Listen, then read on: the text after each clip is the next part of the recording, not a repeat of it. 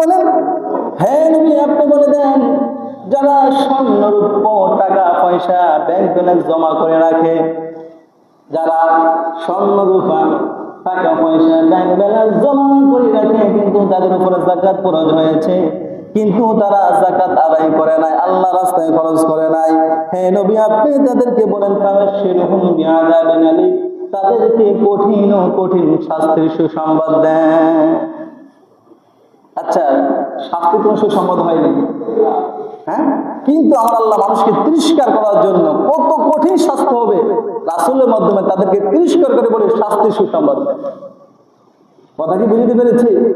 এই আয়াতের পরে আবার আল্লাহ রাব্বুল আলামিন বলেন, যারা যাকাত আদায় করবে না, যারা তাদের সম্পদগুলো জমিয়ে রাখবে, আল্লাহ রাস্তায় খরচ করবে না, আল্লাহ রাব্বুল আলামিন বলেন ইয়াউমা ইউহামা আলাইহা ফি নারি জাহান্নাম ফাতুকওয়া বিহা জুনুবুহুম জিবাহুহুম ওয়া যুনুবুহুম ওয়া যুহুরুহুম হাদা মা কানাসতুম লিআনফুসিকুম ফাযুকু মা কুনতুম তাকনিজুন।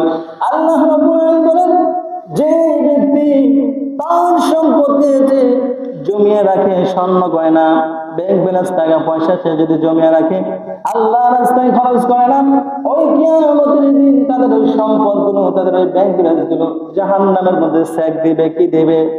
জাহান্নামের মধ্যে সেক দিবে, আগুনের মধ্যে সেক দিয়ে খুন্তি বানাবে, আর খুন্তি বানাইয়া ওই গরম খুন্তিকে তাদের পিঠের মধ্যে লাগাই দিবে, কপালের মধ্যে লাগাবে, পায়ের মধ্যে লাগাবে, উরুর মধ্যে লাগাবে, তাদের সমস্ত শরীরের মধ্যে জাহান্নামের আগুনের খুন্তি দিয়ে সেক দিয়ে দিয়ে জ্বালিয়ে ফেলবে।